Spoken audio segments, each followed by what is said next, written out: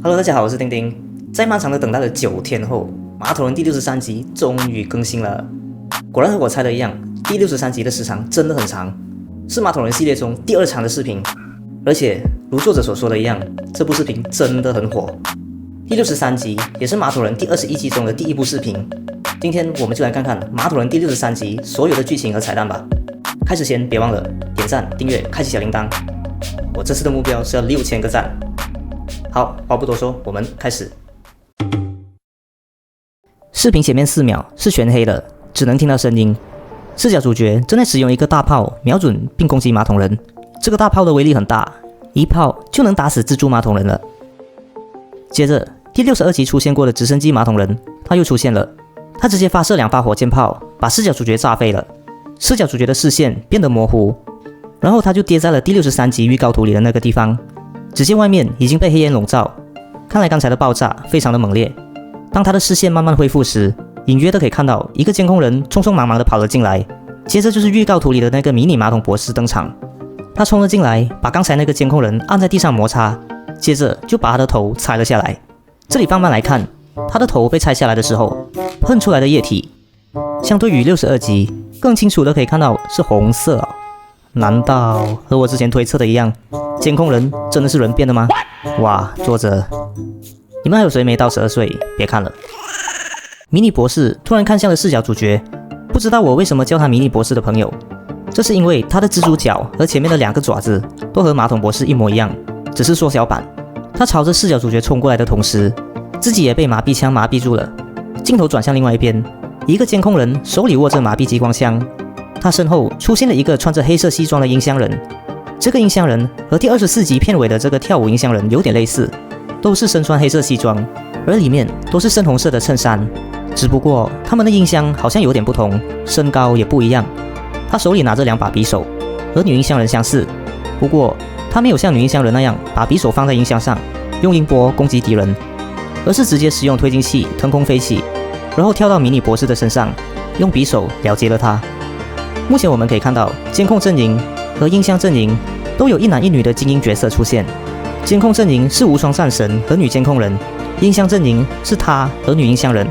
至于电视阵营呢，就只有一个女电视人，说不定男精英也很快要出现了。这个音箱人目前也没人给他取名字，这里我们就暂时把他称为玄色音箱人吧。视角主角要求玄色音箱人拉他一把，玄色音箱人却冷漠地摇了摇头。视角主角只好无奈地自己爬了起来。这里我猜，他是不是用强力胶把2把匕首都粘在了手上，所以他才没有手拉视角主角一把呢？还是他是太过冷漠了？接着又可以看到一群监控人驾驶着一台战车准备离开，这战车上有4个监控人，还有3个大炮。这个大炮应该就是视频开头我们看到视角主角使用的那个。不远处也能看到一辆被摧毁的战车，从这个细节来看，我大概能判定了，这里是监控人在中东战场的临时基地。战车开出大门没多久，就发生意外了。第61集的巨大音箱马桶人出现了，他直接把战车撞烂，然后双手抓起战车丢向了基地里面的建筑。爆炸产生了大量的黑烟，等烟雾散去，伴随着他的还有2架直升机马桶人。音箱马桶人高大的身躯凝视着视角主角，脸上的那个笑容应该是连他爸都认不得了。玄色音箱人准备开战，他的手还沾着匕首。突然间，一道闪电，一个直升机马桶人直接坠机爆炸。音箱马桶人疑惑地望向身后，接着就是第2个直升机马桶人。音箱马桶人开始变得紧张起来，一道闪电突然划过他的脸，接着就是第2道、第3道，直到他的脸上都插满了揣子。他也痛得抱着头，可是闪电还在不断地攻击他。攻击停止后，他抬头一看，原来是无双战神。无双战神也给了他最后一击。一阵大爆炸后，音箱马桶人也领了便当。无双战神驾驶着故障马桶人降落在视角主角面前。我抓到你了哦，作者，你躲在这里以为我没看到吗？看来作者也看到了我们的留言啊，很给脸的让无双战神有了闪电速度。不过他给脸也只给了一半，你让他坐在马桶里面是怎样啦？起码也要把这个技术移植到他身上啊，不然以后别人把他的马桶打爆了怎么办？作者，现在暂停来看一下他的装备。大致上，马桶的构造和故障马桶还是一样的，马桶的左右2侧加上了遥控装置，能让无双战神用双手来控制。前面还能看到有4个凸起的角，不确定它们的功能是什么，可能是在高速攻击下能够对敌人造成更大的伤害。背后还能看到4个机翼，应该是用来提升故障马桶的速度，因为这速度很明显的比之前的故障马桶人还快很多，我猜应该都超越了音速。最后就是无双战神的揣子，从原本的2个变成了4个，前面2个还能发射出去，后面的2个应该是备用揣子。视角主角转向身后，一个监控人指着无双战神在嘲笑他。这个监控人有可能是我们第61集看到的视角主角。我也不知道他嘲笑无双战神的意义在哪里，可能他代表了作者向我们喊的话：你们要无双战神有闪电速度是吗？好吧，给你们。但是他需要下半身泡在马桶里面才能有闪电速度哦，出来后就没了。哎，作者。无双战神一把揣子射到他的脸上，他才停止了嘲笑。无双战神走了出来，朝他比了一个国际手势。视角主角随后也向无双战神比了个赞。后面可以看到，刚才领了便当的音箱马桶人又爬了起来，他向导演要了第2个便当。玄色音箱人的手上这时还是沾着匕首。音箱马桶人满脸通红，双眼似乎也已经失明了。他的身后，一个巨大音箱人朝他走了过来。这个巨大音箱人已经身受重伤，不过他看起来很愤怒，直接用音波攻击了他。这也是巨大音箱人第一次像泰坦音箱人一样使用长音波攻击。接着他一刀直接带走了音箱马桶人。这个巨大音箱人有可能是和第61集的巨大音箱人是同一个人。第61集他看见马桶博士出现后就逃跑了，或许之后他也被抓了起来，然后被音箱马桶人折磨，所以这次他回来才会那么愤怒地杀了音箱马桶人。远处一阵爆炸，天上又出现了第62集出现过的轰炸机马桶人，不过他出来没多久就被打爆了。联盟大军出现了，可以见到监控和音箱阵营的直升机、泰坦监控人、泰坦音箱人、音箱人的巨型飞船，还有消失了50集的监控人运输船。这个运输船最后一次出现在第13集，它的外表看起来有点像投影机。难道你信不信我一巴掌打死你？泰坦监控人好像又被加强了，他左手的粒子炮又回来了，而且右手好像是拿着他第20集的那个护盾。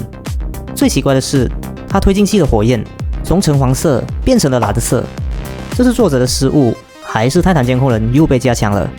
联盟大军都朝着一个方向飞去，应该是去追马桶博士和 G-Man 了。第63集的剧情还是一样热血，马桶人与联盟的战争并没有在第57集后就画上了句号，反而越演越烈，战争的规模也越来越大。先来说说新出现的玄色音箱人，他看起来并不像女音箱人那么外向，他的个性比较冷漠，就算有同伴跌倒，他也不愿意把他扶起来。作者给了他蛮多特写，所以他应该不会只是个路人角色。希望他接下来能够和女音箱人在一起出现在同一个镜头。然后就是无双战神的回归，也让我感到蛮意外的，毕竟他才消失没有几集，作者那么快就让他复活了，而且还真的给了他闪电速度。果然啊，人气高的角色就是不一样。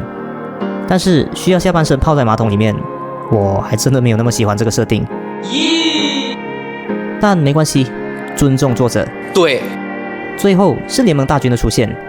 如果回看60集，2位泰坦和联盟大军那个时候还在伦敦看着巨大电视人的直播，这也意味着他们从杜拜飞到了伦敦，再从伦敦飞回了中东。这1万多公里的路程，联盟果然有好多燃料。再回看第62集，博士使用音波攻击了视角主角，可是最后却没有杀他，而是转身离开。还记得我猜测说，这可能是神秘人设下的阴谋，而视角主角正在全程录像，让电视人实时播放给联盟观看吗？这会不会是博士为了激将2个泰坦而设下的陷阱呢？第62集，博士转身离开，就意味着博士知道了联盟正在前往这个地方，所以他和 G-Man 提前离开，前往另外一个地方布下陷阱。第63集和第62集是同一个地区，博士和 G-Man 没有出现，也印证了这一点。而且最后，联盟大军并没有停留在视角主角所在的地方，而是朝着另外一个地方前进。如果博士和 G-Man 都在这里的话，他们应该都会停下来了吧？泰坦监控人出现的时候，可以看见他的手上有之前被毁掉的粒子炮和护盾，推进器的火焰也变成了蓝色。如果这不是作者失误的话，泰坦监控人很有可能在途中回了基地一趟，进行升级。很可惜，泰坦电视人到现在还没有出现。不过我有预感，接下来的2集，马努博士和泰坦之间肯定会有大战，因为作者写了第21季会非常的火爆，所以就让我们期待第64和65集吧。对了，先别走开，我刚刚开通了会员哦。这里我要感谢我们第1位至尊 VIP 的会员双梨，非常感谢你的支持。当然，黄金 VIP 的会员们，丁丁也是非常感谢你们的支持哦。有兴趣的朋友也可以加入会员来一起交流哦。好，我们今天的视频就先到这里，别忘了点赞、订阅、开启小铃铛哦。好，我们下部视频见，拜。